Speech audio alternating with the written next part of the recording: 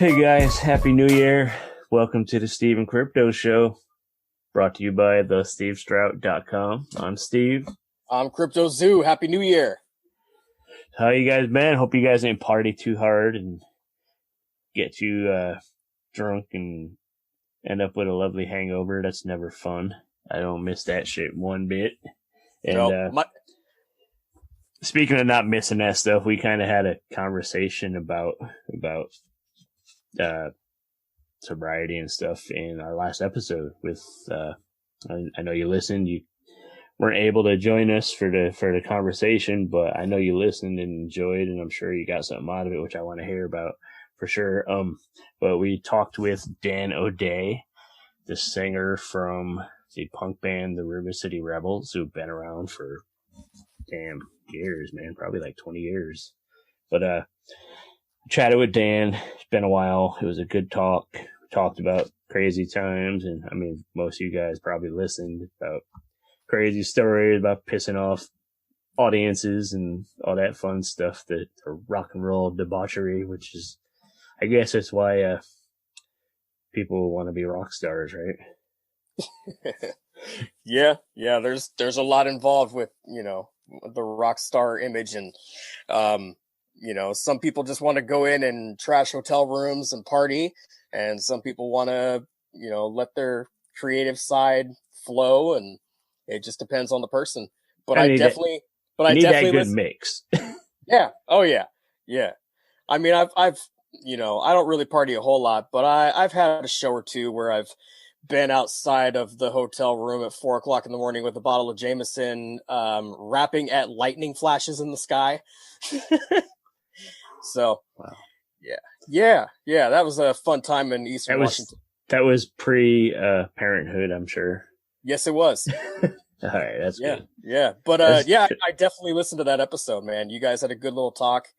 It was cool to hear you speaking with one of your favorites in the game, like just I'm sure you were excited about that. You could kind of hear a little bit, and hearing stories from him, about like being booked after bands that maybe weren't the best fitting, and then kind of having the crowd deal with that. I know all about that. I've experienced it myself. It's awkward, but the fun part about it is proving yourself to that audience. So, yeah, for sure. Well, yeah, man, that's hopefully things get better this year and we get some new River City Rebels music. But for now, you guys should go over and subscribe to Dan's YouTube channel, the Rebel Gaming Club. It's pretty cool. Like we talked about, he does a lot of like thrifting and video game collecting and stuff. He's a big nerd. There's a lot of that going around, but especially people that are into our show. Yeah, well, it was kind of funny. I don't want to spoil anything here for anyone who didn't get a chance to listen to it, but it was kind of funny to hear Dan, talk briefly about how he wasn't sure about that stuff going hand in hand at first, and then it was like, hey, dude, if you pay attention, you have a lot of the same fans. People that are into the art and comic book pop culture side are usually into music quite a bit as well. Yeah, I think it's like a creativity thing, you know what I mean? Like creators supporting creators, which is cool, which we need more of. But that's what this show is all about. Yeah, and speaking of this show, this episode we are going to have a fun guest. I know I've mentioned a million times that I did a horror host profile series over at the Steve Strout. Halloween before this past Halloween? So dang, it's been almost 2 years now. But we're gonna kind of keep that going here. I feel like I might have had to twist your arm a little bit to get you to agree to it, but I think you're kind of finally seeing the light at the end of the horror host tunnel, hopefully. But yeah, this episode we are going to have yes. We're going to have a talented young dude from Louisiana. He's his character he developed is the Voodoo Gypsy Werewolf known as Dario Eville. And he's good, man. This kid's talented. He's young, but he like somehow he has like this great respect for this kind of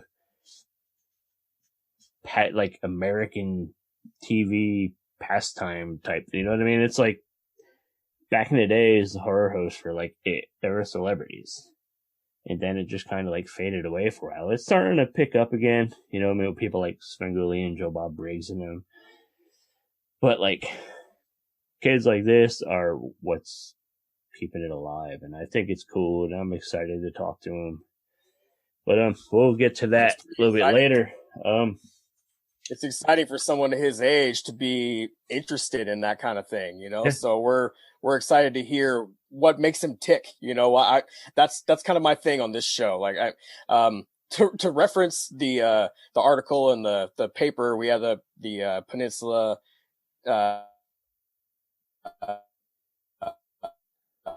Port Townsend leader, the Peninsula, leader. They interviewed us recently, and I mentioned in there that I kind of, when it comes to talking to people on this show, I like to hear what makes them tick and pick their brains and, see like what inspires them to do what they do, like what keeps them going. So I'm definitely excited to hear from Dario on those kind of topics. Yeah, I think the most interesting thing to me is the kid. I think he's like 20 years old, and like the heyday of like the TV horror hosts was years ago, like before this kid was even thought of. You know what I mean? Like he probably wasn't even swimming around in his daddy's balls yet. It's like, like it's crazy. Like the height of the popularity was before my time. So it's like crazy to think about that. But like I said, before we get to that, a couple things I want to mention that we discussed before is the HBO Max stuff, whatever it's called. That was called HBO Max, HBO Plus, whatever the hell it's called now. I think it's HBO Max. Yeah, whatever.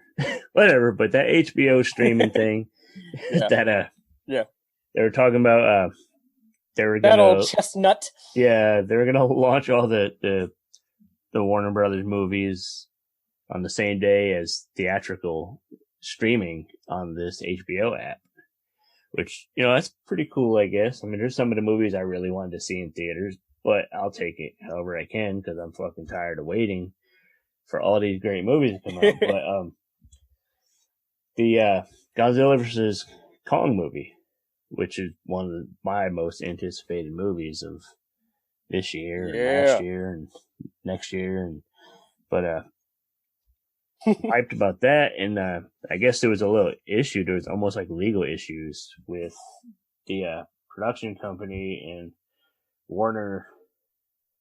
It was apparently Legendary got pissed off because HBO didn't give them notice before announcing that they were putting all these movies streaming the same day. So it kind of ticked them off, and I guess there was almost like legal action taken and stuff, but apparently they're working out a deal, so we're still gonna get Godzilla vs. Kong same day. But the Dune movie, I guess they're really fighting that one because Legendary like picked up like 3/4 of the tab for the movie production, and they really want it straight to theater. So we'll see how that all works out, but it's like there's so many friggin' movies. Like I hope, this whole straight to streaming thing is new, so I hope all the studios and the streaming platforms sort everything out, because there's a ton of movies coming out. Like there's supposed to be the Ghostbusters Afterlife movie with the one of the kids from the Stranger Things, which is cool because I love all the Ghostbusters stuff. Finn Wolfhard, yeah. But who knows? That'll probably get pushed back or some shit. And some other ones? Candyman, which already got pushed back, and that's supposed to be August now. Yeah. Did you hear about Halloween Kills? That's pushed till what, next year? No, actually, they've decided, if I recall, decided to put it out this coming October, and I believe they're basically saying like streaming or not, you guys are going to get it We're because gonna we were get it. supposed to have it last year. Like many of these other movies that you're listing off, we were supposed to have it last year. So they said, whether it's theatrical or streaming, you're getting Halloween Kills this year, this October. And then after that, for anyone who doesn't know, there is one more. We're getting Halloween Ends. Who knows how long it'll take for them to put that one out, but they have 2 new Halloween movies in the works. So we'll see that one in like 10 years. But Yeah.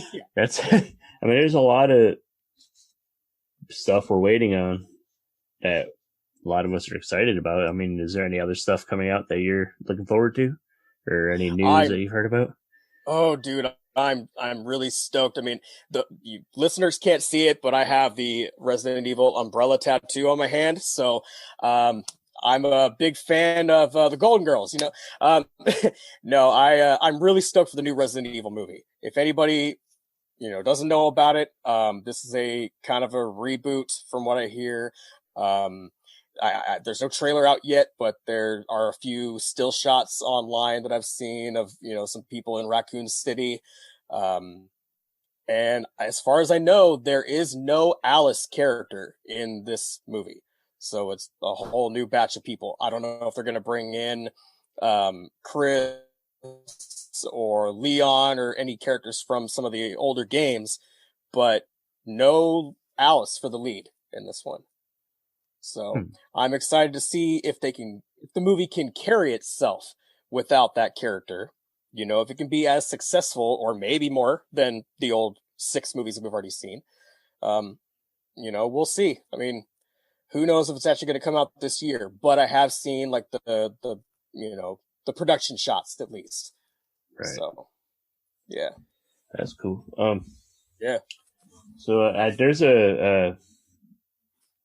like talking about streaming, a lot of the streaming services are buying rights to a lot of the movies too. I guess there's going to be a Zack Snyder zombie movie coming out in the summer on Netflix called Army of the Dead. I don't know anything about it, but I mean, Zack Snyder makes cool looking stuff. It's not always great, but it usually looks cool. So we might get some interest in there. Anything else? And who doesn't like a new zombie movie?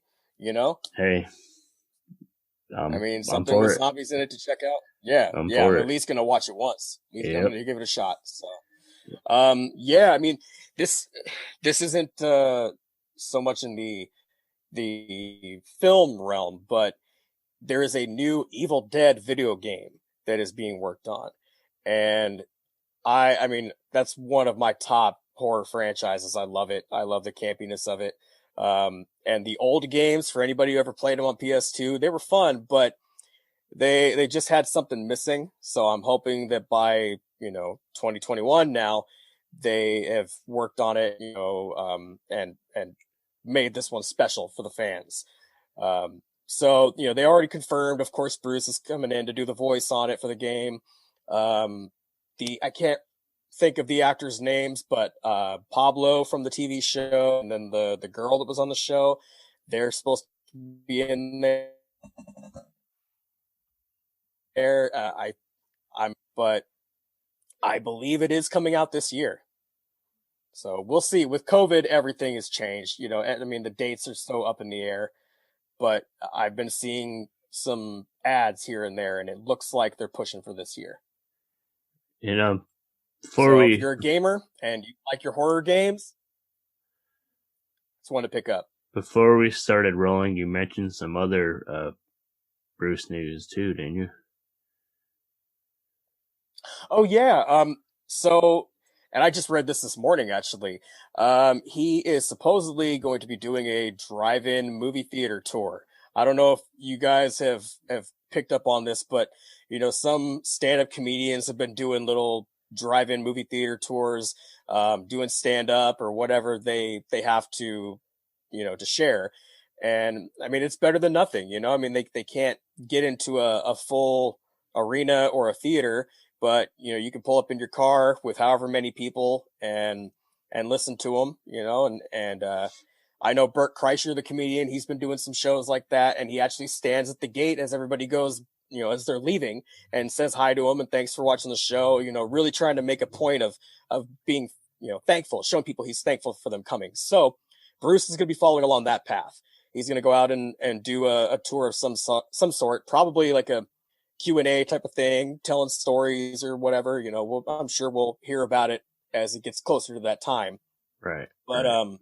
But yeah, so he's going to be doing that. And they also said that he has some more books in the works or, in the future. So for anybody who read Hail to the Chin or any of his other stories, that's kind of exciting.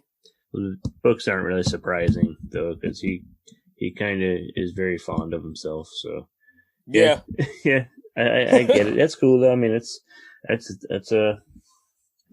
a popular franchise, and I think it'll do well. The drive-in tour sounds pretty cool. Like, I'd even go to that.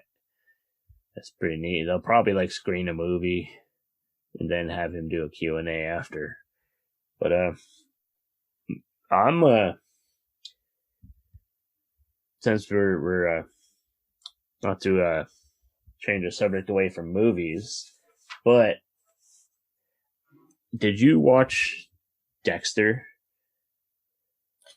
I caught a little bit of season 4 at my friend's house. Kind of had a little marathon one day, and I believe that's the season that John Lithgow was in. And I always liked him from Harry and the Hendersons, Third Rock from the Sun, things like that. Saturday Night Live when he was on it. So I got into that season, and I know that the whole show is up online for streaming. So, when I take a break from one of the other million shows I'm watching, I'll get into that one. It was good. I really enjoyed the show, except the way it ended. It was just kind of trash how they ended it. So I guess they're in production now for the reboot. Ooh. I guess they're doing a short season. I don't know if it's to actually wrap the show up properly or what, but I'm really looking forward to that. It's gonna be good. That was a popular show. It was a great show. I mean, they killed most of the characters, so I don't know if we're gonna see any of the old characters back much. I mean, maybe flashbacks or something, but I was gonna say maybe it'll be a prequel type of thing. No, it's definitely supposed to be 10 years later or something, however long ago. I think the show was 8 years ago. Okay. It's definitely supposed to be a follow-up to the show. Cool. But yeah, I mean, it was a cool show. I mean, I dug the whole, he was pretty much a serial killer of serial killers. I mean, yeah, he, just worked for the cops and killed bad guys in really fucked up ways. That was interesting. But yeah, I loved what I saw of it. I think I need to catch up and watch the rest so I can be, current when this new season starts. You should. I think you'll dig it, man. Yeah. You'll dig it. But speaking of Dexter, this week, January 13th, to be exact. I'm not sure if we'll have this episode out before then, but we're hoping to get it around then. But on the 13th, Fright Rags is going to be unleashing their first collection for the Showtime series Dexter. And they're going to feature 5 brand new shirts and an exclusive snapback hat, which is really cool if you know Fright Rags. I've shopped there many times, and I know you've bought a lot of stuff from there. I love that website so much. I mean, if I didn't have kids and could spend more money on that website, I probably would. I mean, really, they've been bringing us, fans of the horror community, the best apparel in horror, and accessories since 2003. They've been around a long time now. And they offer a wide range of products, for all your favorite creature features and slasher flicks and cult classics. It's a great website. Yeah, they got so many exclusive collections, including John Carpenter's Halloween, Universal Monsters, which is a personal favorite of mine, Night of the Living Dead, which is another favorite, which is my all-time favorite, Creep Show. Favorite of mine. Twin Peaks, Evil Dead, which we were just talking about, and so many more. And it's all officially licensed and available now at frightrags.com.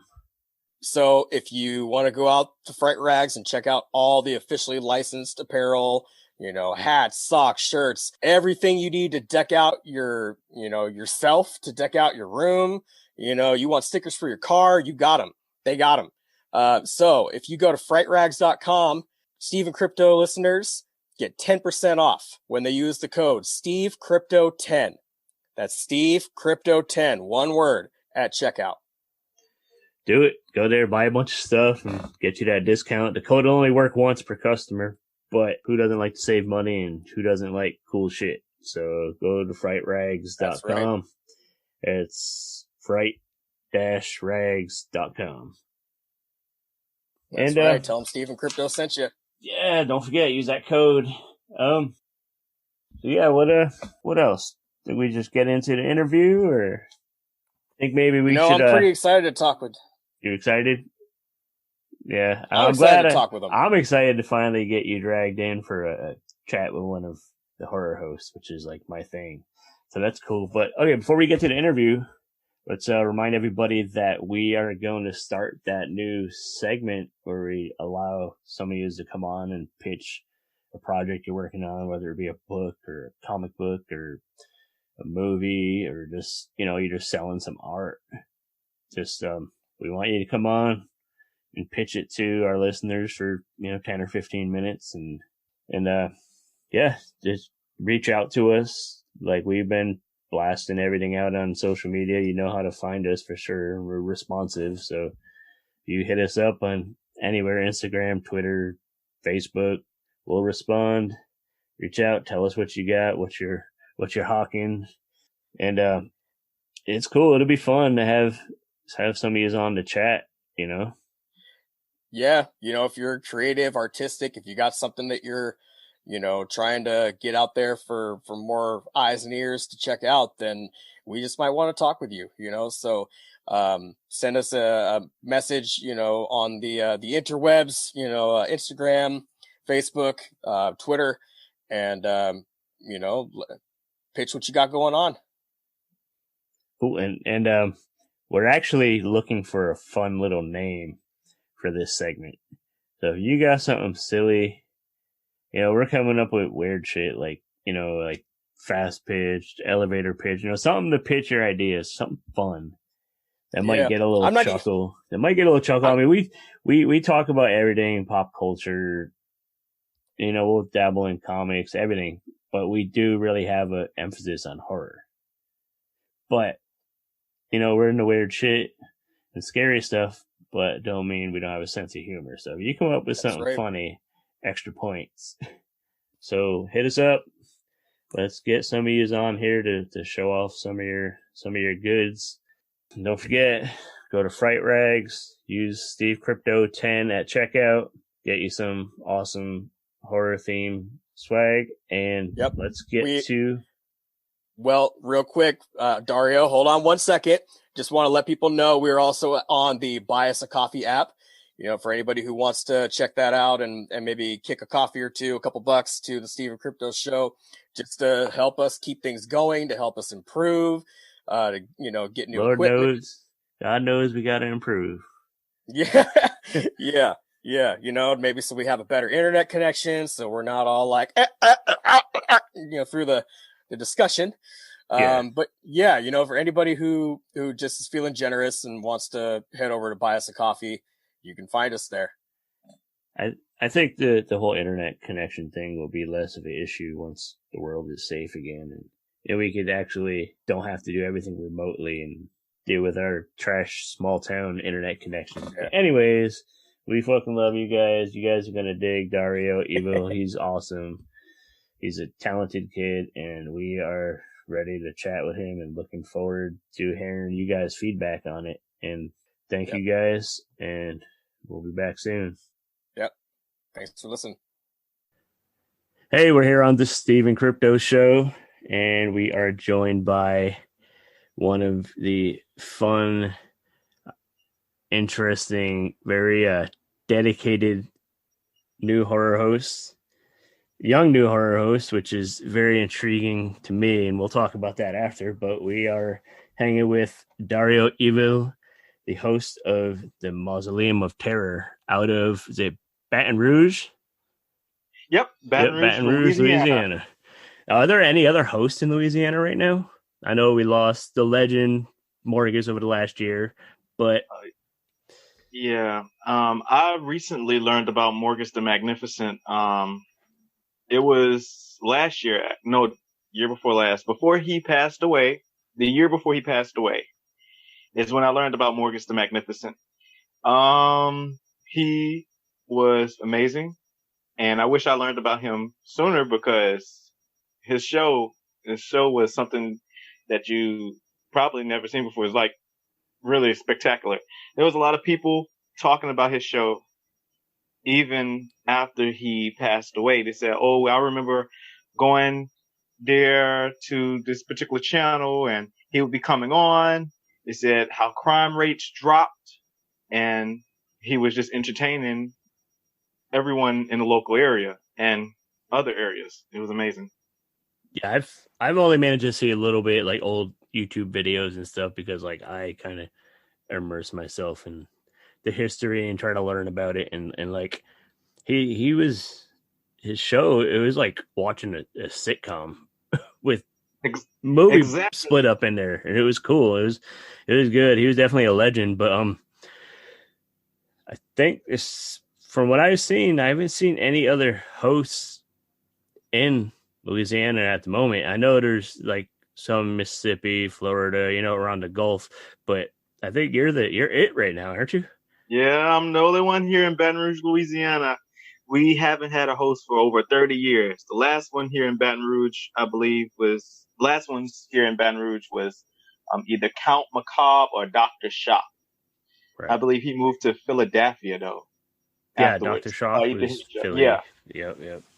We had Evilleis, Count Macabre, Morgus the Magnificent, Dr. Shock. Who was it else? Who else? I believe we had quite a few, actually. Right now, I'm the only one in Baton Rouge, but in New Orleans, I believe that the Spooky Movie Time show, which is fully animated, I think that they joined me from Louisiana. Okay, so they are in Louisiana. I know I've heard of those guys, and I'm pretty sure I follow them on social and stuff. A fully animated show. It's really cool. Like, animated that it looks like it's for kids. Yeah. And it's probably not. They animate the whole French Quarters. Yeah, it's probably not. But okay. They're able to animate the whole French Quarter and everything and change it to a Louisiana setting. So yeah, I think this show is cool. I think people here in Baton Rouge probably don't even know what the heck a horror host is. Some people, maybe not in my age bracket, don't even know what a horror host is. Well, we'll see that kind of leads to something I wanted to ask you. Is like, when it comes to the locals there in Baton Rouge, like, are you getting any, any sort of a following there? You getting a little local following for you, or are people still kind of not hip to it, really? It's kind of both ways. Majority of people are not hip to it. A lot of people around me do not do horror. And it's kind of hard explaining, your passion or your hobby that you're doing right now. And you're like, "Oh yeah, I'm a horror host." They're like, "What the heck is a horror host?" I was like, "Well, a horror host, is a presenter of a horror movie late at night, usually, public domain movies that are shown and free to use, to the public." And they're like, "Oh, well, that's cool." And I said, "Well, you usually get into costume and, I'd be like, it's really, really interesting. So guys, come on." Yeah, pretty much. Yeah. Yeah. You build a character. It's a performance. Exactly. It's really a performance art because you develop this character and you portray this character I try persuading individuals that, it's not used to scare people. It's used to entertain. I think that everyone is shaken up because of the horror movies that we have today. They say, "Oh, it's got so much gore and so much stuff like that." I said, "No, that's not my goal. My goal isn't to scare you. No, it's to entertain." really, like most of the classic horror movies are pretty tame compared to what we see now, compared to a lot of modern stuff. So it's like, it really is a watching a horror host can really be like a family event. Like, you look at, like, the best example is Svengoolie. Like, he's so G-rated and just fun. I know. Like, he shows some bad movies. Just like most hosts will show a bad movie, but you still have to. It's like an event to watch him every week, because 9 times out of 10, his bits and his act is more interesting than the movie. It adds something to it, but you take these old movies that we've all seen a million times, and like you did Night of the Living Dead recently. Night of the Living Dead is a movie that it's my favorite horror movie, and that film will never die. Million, it's amazing. Just to, like, every horror host has hosted Night of the Living Dead, but they've all hosted it, but it's like you guys all add your own. We have our own different world. Yeah, you all add your own thing to it to make it feel new again, which is why I love watching hosted movies. When the viewers come into my mausoleum, they leave the outside world, and you're in my world now. Oh no, seriously though, you're in my world now. Yeah, that's pretty much the whole point of it. It's just like to be entertained, to escape, you know. So that's cool. I had to grab something to show you guys. So I know people listening are not going to be able to see this, but since we were just talking about Night of the Living Dead, many years ago, I did a show at a glass shop that was having a grand opening. And so we were playing, and they made the flyer into a Night of the Living Dead poster, but it's Night of the Living dub. And we were playing with like a dub band. And so they replaced like the arm in the guy's hand, you know, with a little harmonica thing. If you can see that at the bottom there. Hey, yeah, that's really cool. Yeah. This is like my favorite poster out of all. This is just a binder full of like flyers and shows that I've done. And this is one of my favorite posters that I've ever been handed. Yeah. I just had to bring that out. I think that's really cool. Who would ever? I know I probably wouldn't be thinking about that, like turning that into a band poster. I was like, whoa, that's really creative. I really like that. Yeah.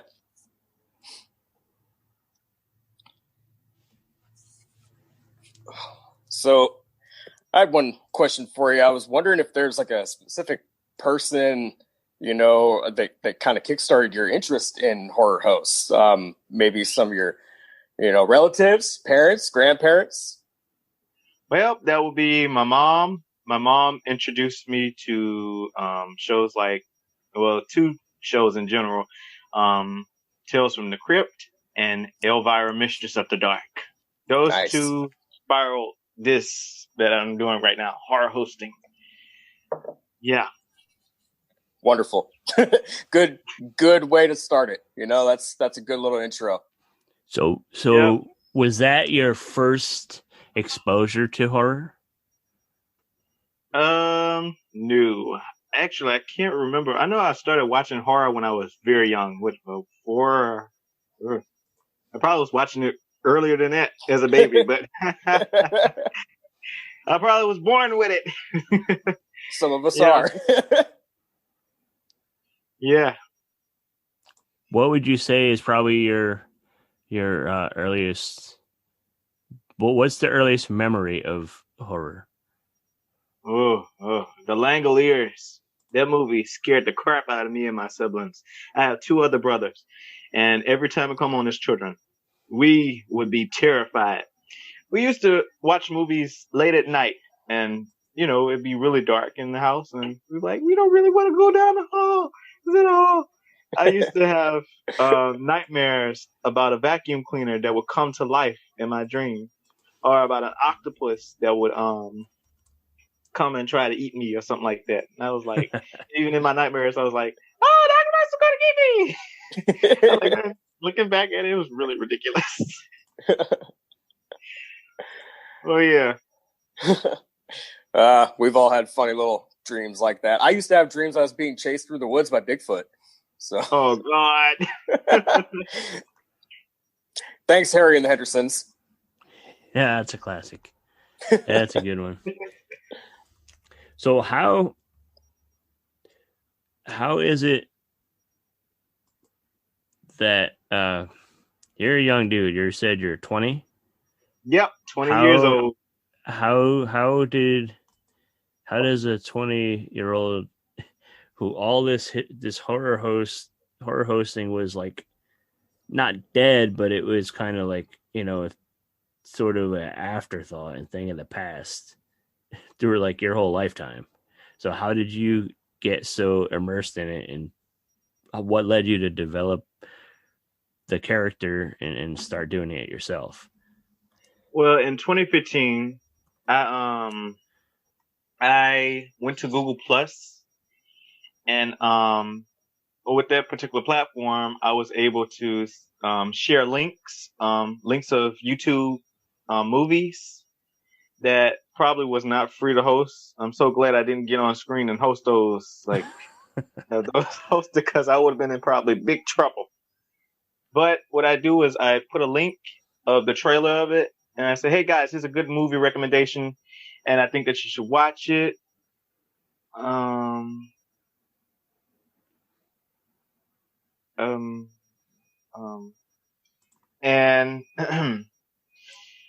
I shared a trailer, and when I shared a trailer, if people would actually say, hey, look, the trailer looks cool, I'm gonna go check it out. And that spurred me to creating a look for the character and actually getting on screen and hosting horror movies. So was there one particular host that you stumbled across or something that kind of really inspired it, that made you think like, oh shit, I could do this? Elvira. Yeah. Would you say that she's your favorite? Is she a favorite for you, or? Oh yeah, she's my all-time favorite. Yep. She's one of my all-time favorite. Then from her, I started learning about other horror hosts that I didn't even know about when I was watching her. I was like, hey, look, there's tons of other people that does this. There's everywhere. And I started learning about other horror hosts when I was 15. So I was like, hey, look, they can do it. I can do it too.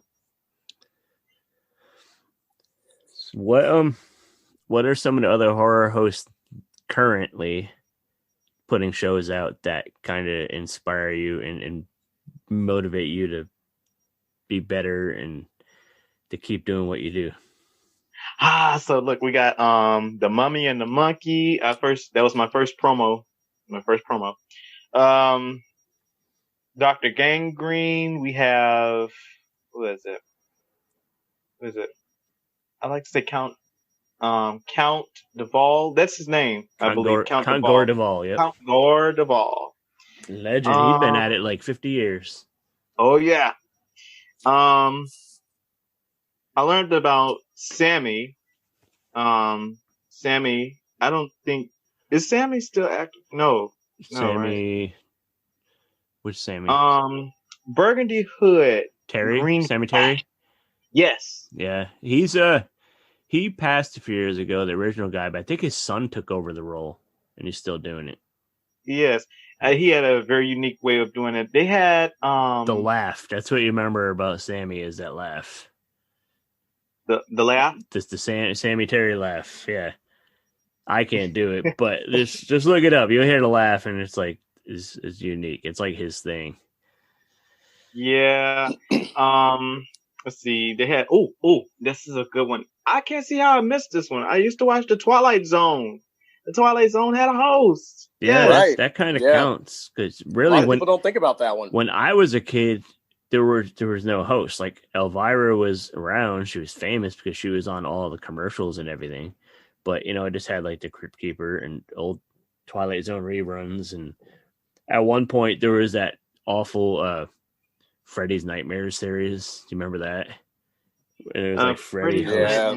It was like Freddy Krueger hosting short Oh, dang, that's horror really movies. cool. Yeah, Yep. like episodes. I think they were like hour-long episodes or something. It wasn't really good, but it was just cool because it was Freddy Krueger in the So he 80s. basically did what Al Lewis did from the Monsters. Grandpa. He went away from the movie scene and he started doing hosting. Yeah, Grandpa Munster did that for a little while. Yep. Yep. I mean, Eddie Munster's hosting now too. He's hosting movies. He's doing a show out of L.A. with Ivana Cadaver called Macabre Theater. I don't know if you've heard of her. Yes, I surely have. Yeah, he's on her show regularly. I'll follow her on Instagram. I haven't gotten down to checking out. There's so many horror hosts. So many. Yeah. Way. So that's why I tried to do my the series I did last year, the horror host series, to try to get some of the names to teach people about some of the hosts that they might not know about. I mean, I threw it. I had like Svengoolie and Count Gordeval, but then I had other like new hosts. Like, have you watched the Mondo Creepy show? Ah, yes, Mondo Creepy. That She's wonderful hilarious. girl in the wonderful so girl funny in that video shop. Yeah, Yes. Her she's in like an old haunted video store. Oh, you know, cool. I really love her look. Her look is stands out. I really love her look. Yeah, I'm gonna have to check that out. And she's super charismatic and just funny. She is a funny person. I haven't gotten a chance to actually sit down and take a look individually at different shows. How I usually learn about new horror hosts is through Bradley Beard and his portraits, his wonderful portraits. Recently, he created one for me. I really love those portraits. I saw really that. nice. That was very good. Yeah. Brad, we had Brad on the show a while back, but his portraits, like, there's a bunch that I didn't even know of. Like, holy shit, who is this? And why do I want to learn more? And the dude, he put a new one out every day, and he had a bio and everything written for him every day. Like, he dug deep for some of these people. Exactly. He helped make my backstory for my character. Oh, did he? That's cool. Yeah, he really did. He is definitely a friend of the horror host scene. Like, I feel like he's one of like the driving forces behind it all. Like, he's bringing people together. Like, you know, like people like David Dastmalchian are finding out about a lot of you guys because of like Bradley Beard. Yes, I had a special shout out by David a while back on the horror. What was it? It was the horror host panel. Yes, the horror host panel. Yep. And that's cool. He said that I was creating a new generation of horror hosting, helping create a new generation of horror hosting. That meant a lot. So what do you think it'll take to get some of the younger folks, like your age, maybe younger, to get them to notice?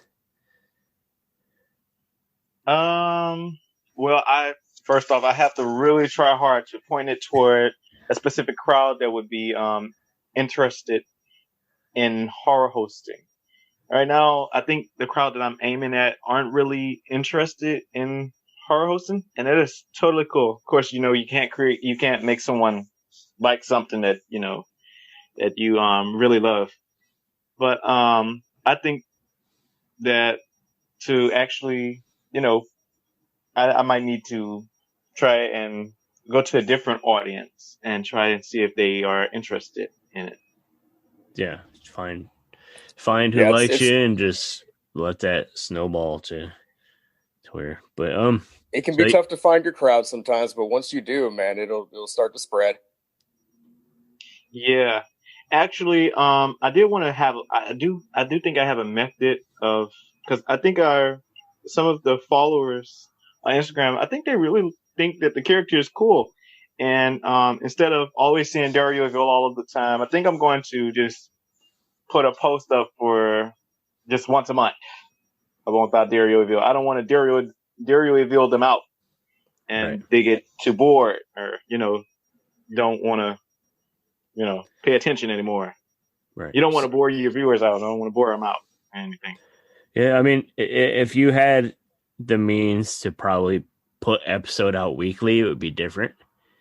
But it's like us, like we put out an episode every couple weeks now.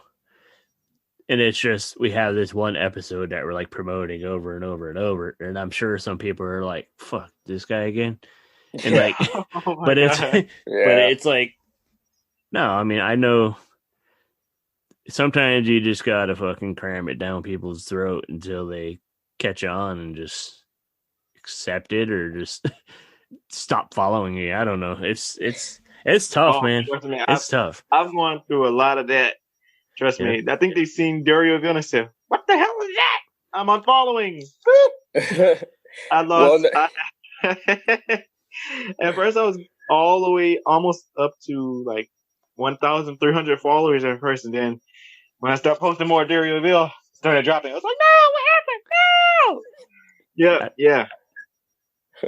I don't know if it's that. I think it's just people, they just shift their attention so often that it's kind of hard to keep them interested. And then they're constantly changing, like social media, you know, like how they let people see stuff. The algorithm is so the fucked. algorithm is always changing and screwed up, and it's hard. And also, unless you're posting stupid memes, people don't pay attention. Yeah. I actually wanted to do a local show, even if it's one episode. I wanted to get more people local to pay attention, because I think more people here in my area don't really know about Dario Eville or who he is. And like I said, we haven't had a host over 30 years here in Baton Rouge, Louisiana. And I think that if I was able to go to one of my public access stations, which we have Louisiana Public Broadcast Studios here in Baton Rouge, where they show educational shows. I don't know how would they take the horror, but the show is supposed to be educational because it's teaching people about horror movies of the past. Yeah, and film history. Was forgotten. Yeah, I mean, I personally would do that.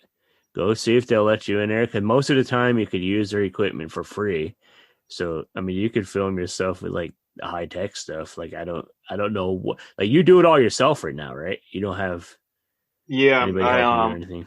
Everything that I do is strictly at home. Green screen, black screen, you name it. Yeah. Cheap props.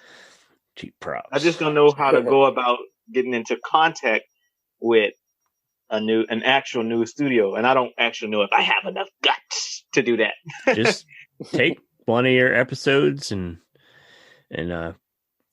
just find whoever in charge of the programming at the studio and just email them and be like, look, I have this show, I have this many episodes, and I want to run it on public access and see what happens.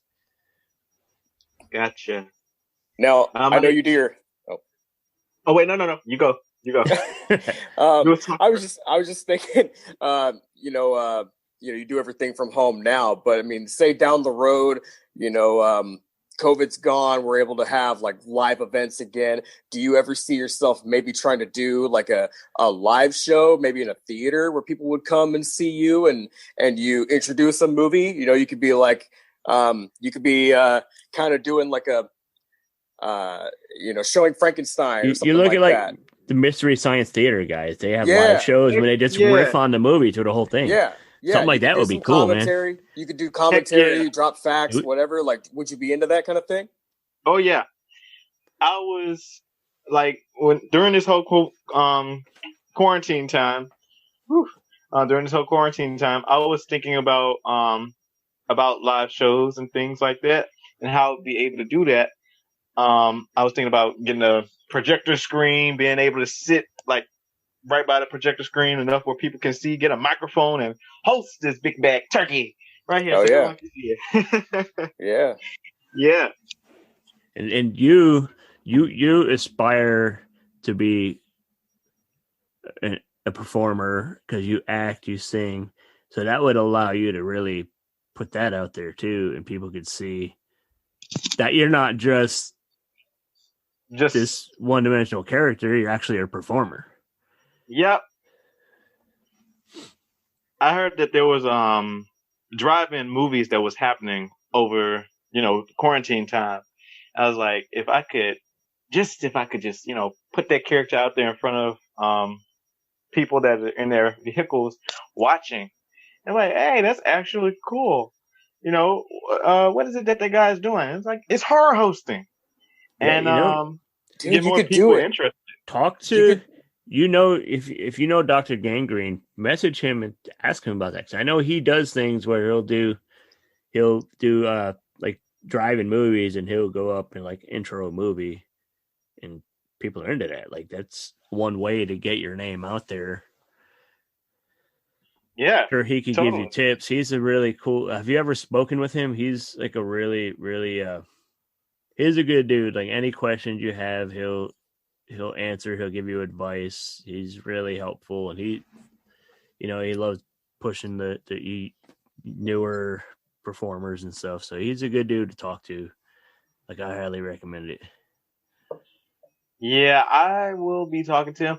I do like a lot of his posts when they first come on. Actually, matter of fact, I set every horror host notifications on. So whenever they put a new post out, it's bing, bing, bing.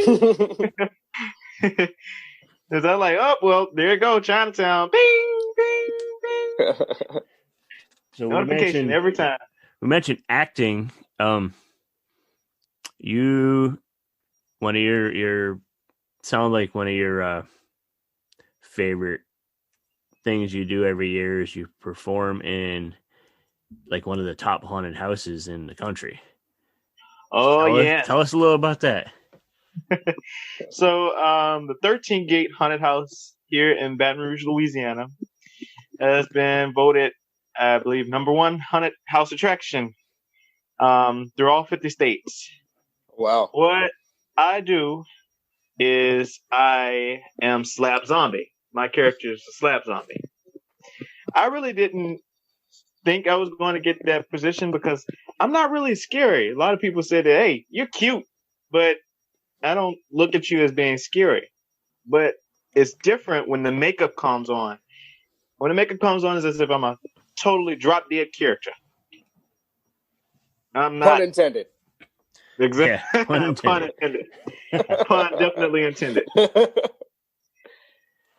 So how did you end up getting into doing the haunt? Well, a friend of mine has said, "Hey, look, we're doing auditions. Maybe you should come on down and audition." I think this is in 2019. Yeah, 2019 is when I started. This was my second year at the hunt, 2020. And I came down and it was like, I think I was very high spirited. I think that's how I got my role. Because they wanted a lot of people that were energized and able and really ready to work. I said that I was available for mostly all of the days. I was in school at the time. I was going to a community college, not too far away from there. And I was like, hey, yeah, I can get there. I can be punctual and on time. And this was like one of my very first jobs at the 13 Gate. So I haven't really had a paying job before. And it was really fun. You get to see what goes on behind the scenes. You get to walk through the behind the scene corridors and secret hallways and stuff. Get scared while you work there and everything. I even had a paranormal thing happen to me there. Yeah. Oh, really? What happened? Tell us about it. Yeah, spill it. Okay, so I know a lot of people is probably not going to believe this. I have at least 2 or 3 witnesses. We were standing getting ready for, this was in 2019, before the virus hit. And we were all getting ready for our costume. We were getting ready to put on our costumes. This was before I had makeup. And I was standing by a door. The dressing room was dark. It was a dark dressing room, and I was getting ready to go in there. I turned my head, and the next thing you know, the door just slammed shut. And then one of our managers came by. He said, maybe it was just the wind. I looked and said, okay, yeah, that's not funny. It kind of made me not want to go in there, because of what happened. And I was looking like, okay, anyone else want to take this dressing room? I think I'm gonna wait for the one that has a light flickering in it. But this one isn't it. See, that's interesting because isn't kind of that region, there's supposedly a lot of like paranormal activity anyways. Actually, yeah. The 13 Gate is haunted. They even had a full blown out documentary about it. Interesting. I'll have to search even for on that. the Travel Channel. Yes, the Travel Channel. Yeah. That's cool. I mean, it's kind of cool and fitting that you're doing your character Dario Eville in that area because there's like a history of this spooky stuff, and then boom, here's this spooky character. It's kind of like a perfect area to do it, and it's weird that there's not a scene there for it. Louisiana has a good bit to do with my character development. Let's see, it's called the Louisiana Voodoo Gypsy Werewolf Horror Host. Right. So I put Louisiana first. I was born and raised here in Baton Rouge, Louisiana. And of course, when I was younger, I'd always hear stories about voodoo and things like that. And, don't go there and they'll hex you and stuff like that. I was like, oh, okay. So with the character, I always had an obsession for werewolves. I threw werewolves in there. I love gypsies, like with the crystal ball. Threw that in there. And then I needed something that was Louisiana based. So I did voodoo. And I was kind of skeptical at first about that. And not too many people really like that subject, voodoo, because they get scared. Yes, but I just went on ahead and did it anyway. And there's a lot of people that said they love the concept of the character, the Louisiana Voodoo Gypsy Werewolf Horror Host, Dario Eville. I'm absolutely drawn to it myself because I also like werewolves a lot. That's probably my favorite universal monster would be Wolfman. And also the voodoo thing, I've actually been kind of intrigued by that just at a young age and seeing it in certain movies. The main one that comes to mind for me is Child's Play. I'm a big fan of Chucky, and that's part of it is just the whole voodoo concept, behind the whole thing. And when he's walking through the house to see John, and he's got the little doll of him, and he's, oh, what you want? Broken leg? Sure, Yeah. I like that. Classic body transference. Going from one body, transferring to another, even if it's, dead already. But hey, we won't say. Yeah. Yeah. Yeah, it's just been kind of an intriguing thing, like I'm interested in things that may or may not exist and, kind of concepts that we're not sure if it's a real thing or not, it's just, it makes it more interesting to me. Oh, there you go. Yep, speaking about dolls, this is basically my son on the show. His name is Binky. Oh, nice. Hi. Hello, Binky. Binky, I was asked, did I do voodoo because I created this character? I said, no. I said, you do know I just handcrafted this and just put this together for my show, right? People were actually asking me, hey, can you do voodoo? Like, no, I don't do voodoo. I don't know the first thing about voodoo. We had a technical difficulty. We are back on the Stephen Crypto Show talking with Dario Eville, the host of the Mausoleum of Terror.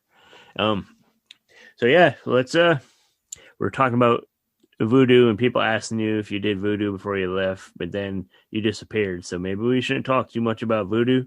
Let's talk about what's next for the show. Like you mentioned that you're going to be trying some new stuff with the series. What are you working on? Actually, right now I'm working on a 1980s series of Dario Eville's Mausoleum of Terror. And what I'll be doing is I'll be joining all types of 1980s movies from the public domain. Movies like Mausoleum, The Children. What else do we have? House by the Cemetery. Dawn of the Mummy. I have some actors coming in from the 13th Gate that will be doing a guest appearance on my show. And I also have horror co-host for the show. Right. Nice. So it's very exciting.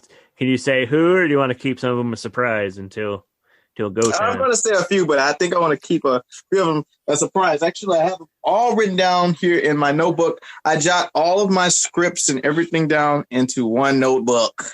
Yep. So don't lose the notebook. No, do not. Definitely not. Trust me. This is my what's the book from the Evil Dead? What's it called? The Necronomicon. Yes, the Necrom. It was always so hard to pronounce. This is my. See, I like when people are still old school and use a freaking pen and paper. Yes, I know. I said I got my notebook right here. Yep. This is my spell book. Oh, right he even got the spiral bound notebook too. Yeah. Yep. You need like a trapper keeper to keep it in now. You guys probably don't remember those either. I do. Did you? I had one that was like a basketball type of pattern on it, you know, like the little bumps and everything, skin, like basketball skin on it. Yeah, it was cool. That's weird. Yeah. Well, I have the Mummy and the Monkey, Halloween Jack, Slash, and Igoro showing up on my show. Hell yeah, boy Igoro. Yeah, Halloween Jack is he's another big backer of the whole scene with the he's involved with the Monster Channel, isn't he? Oh yes, he's the leader of the horror channel. Actually, he's going to be helping me host Tenebrae, which is he told me it was his favorite horror movie from the 80s. And wait, was it Halloween Jack? I believe it was Halloween Jack. I don't know. I talked to quite a few this week, so sorry if I made a mistake. Too young to be getting confused, man. That's my thing. That's my bit. Yeah, you got some years before you start getting confused. Yeah. But yeah, that's cool. It'll be good seeing some crossover stuff with other hosts. That's a good way to get more audience and interest and kind of bounce ideas off each other. And it's pretty exciting. I'm also supposed to do a crossover with Slash and Roxy. Okay. Yep. I mean, I know of them, not super familiar with their show, but that's good. I mean, like I said, grow the scene and nurture it, and cause it's good. It's a pretty it's inclusive, but it's like really passionate. Yeah, people are very invested in it and very supportive of it. I guess maybe inclusive wasn't the proper word. I mean, it is, but it's like, it's kind of weird. Like, honestly, you're one of the very few persons of color who are horror hosts. There's like Lord Bloodraw. We have Z Monster here in the Northwest, who's not really super popular yet, but she's good. And yourself, is that like, that for a challenge? Is that like a challenge for you? Yeah, pretty much. I had some people tell me, "Oh well, let's just go ahead and put it out and be real. Louisiana isn't really too like if they're used to seeing someone of a different skin color, maybe not of my skin tone, they'll probably be more comfortable seeing someone else do it instead of me." Right. So I was told this by many of my friends. They said, "Well, don't you think that, they would be more comfortable with seeing someone else do it?" And I was like, "Yeah, but there are very few versions like me doing this. And I want to inspire a couple more of those versions." Yeah, exactly. To get into this field. I mean, because you never know who out there watching who may be interested interested in becoming a horror host. Doesn't matter what color your skin is. And if I can play a role of doing that, I really want to do that. Right. I don't care what color you are. Right. Yeah. And also, with your age too, being, as young as you are, you might inspire some other, younger people to say, hey man, this seems fun. I want to get into the same type of field, and I mean, after what you just mentioned, with the people in your area and how they are, I'm hoping that, you might feel like you have a little bit more to prove, but I'm hoping that once you do and you win people over with what you do, that it'll feel so much more rewarding to you. And you'll be like, all right, gotcha. Yeah, it's like that extra. It's like passing that like extra obstacle. Yeah, it might take a little bit of time, but when you do, you'll be like, cool, I got them now, and they're rolling with me and following what I do, and so I hope that you reach that point. Yeah, I think the most important thing is you love what you're doing, and just keep doing it. Just keep doing what you do, and if you love it, just keep doing it. It makes you happy. It's, nowadays it's hard to find things that bring you true joy like that. So if you find it, hold on to that and just do it. Honestly, this podcast right here is something that I enjoy a lot. I know Steve does too. We enjoy just connecting with people like yourself and just bullshitting and kind of figuring out what makes you guys tick and what makes you do what you do. Yeah, I think it's really cool that you are able to compose the podcast and join with many people, not just in the horror realm, and get to talk to people and see what is it that they do and what inspired them to become who they are today. Yeah, that's another thing. Like you say, not just a horror realm. That's like something we're into. Like we're trying to get other people to notice creators from different like genres and mediums that they wouldn't normally see. Like, there'd be maybe somebody who's into comic books listens to us and they check out your episode and like, wait, who's this guy? He's charismatic and he sounds interesting. Let me check out his show. That's like what we want. It's not about any individual person. It's just about creating this community within all of it, Yeah, just connecting people. But I think want to go ahead and plug your social media. I don't know if you have a website set up or anything, but I do know you got Instagram, you got a Facebook page. Plug that stuff and let people know where they can find you. Alrighty.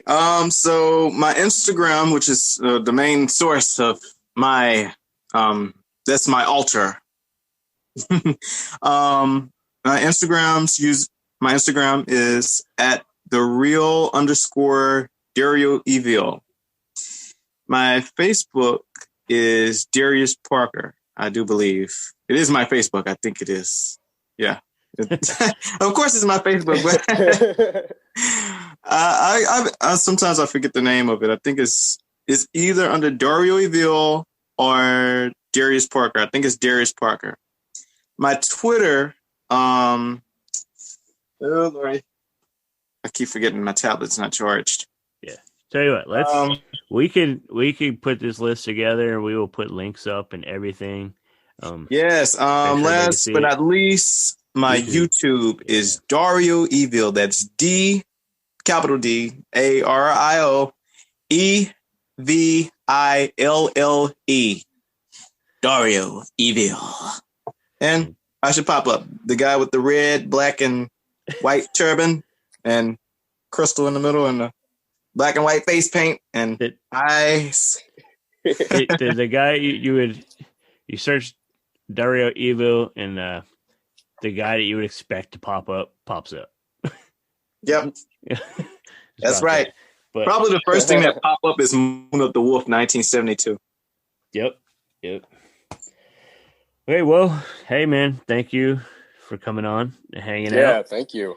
It's been great chatting with you. Appreciate it, and hopefully some of our listeners jump on your bandwagon and check out the show, and I'm looking forward to seeing what happens with the other host crossovers and the 80s movies and stuff. That'll be good. Yeah, I'll be keeping an eye out for that for sure. Yep, I'll be doing it monthly. I'll be dropping an episode. How many episodes you plan on putting out? Right now, I have 13 episodes, and I can tell you all of the movie titles if you want. I have them right here. You know what? If you got it, let's hear them. Yeah, we'll wrap it up. Okay, so we have Blood Song, Dawn of the Mummy, The City of the Dead, Dogs of Hell, The Hearse, House by the Cemetery, Dead Time Stories, Creepers, Eternal Evil, Tenebrae, Hell Night, The Children, and Mausoleum.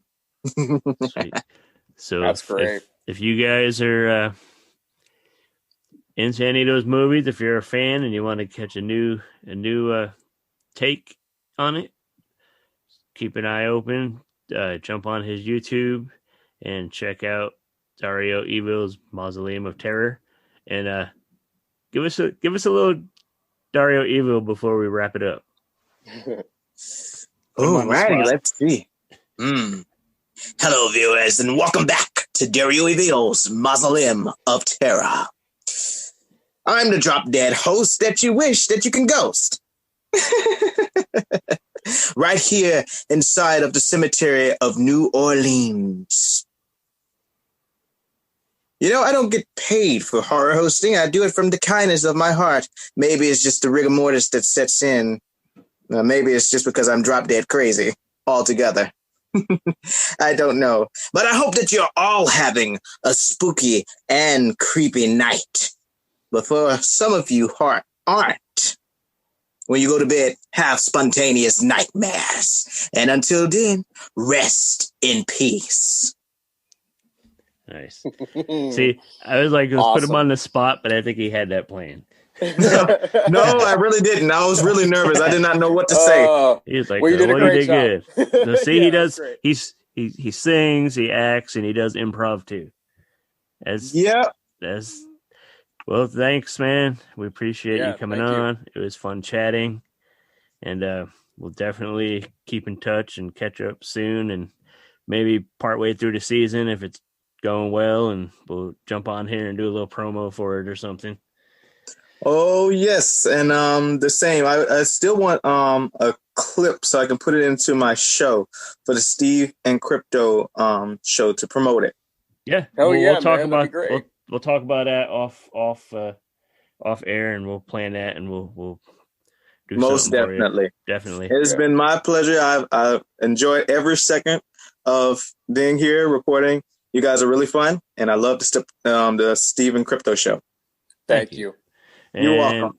I want to thank the listeners for hanging out with me and Crypto and Dario Eville. To remind you guys, head over to Fright Rags and use the Steve Crypto 10 code to get 10% off your orders, and visit our Buy Me a Coffee.